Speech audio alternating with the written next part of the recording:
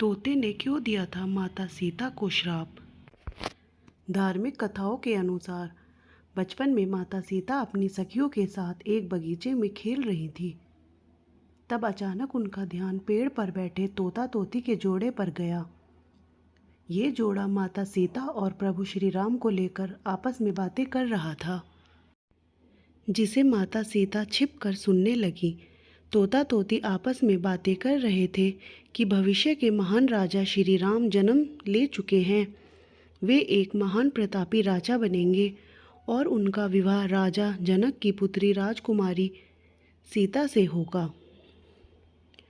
तोते के जोड़े से अपने बारे में सुनकर माता सीता आश्चर्यचकित होकर उनके पास पहुंची और तोते के जोड़े से कहा कि जिस राजकुमारी सीता की आप बातें कर रहे हैं वे ही जनक पुत्री राजकुमारी सीता हैं। आप दोनों को मेरा भविष्य कैसे पता है?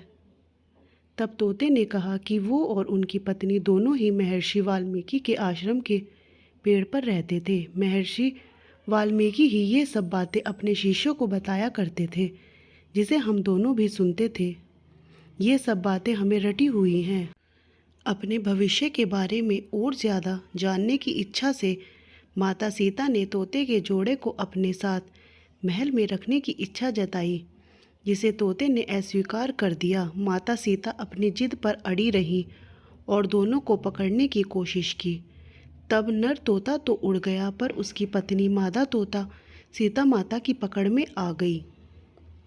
अपनी पत्नी को मुक्त करने के लिए तोते ने माता सीता से प्रार्थना की।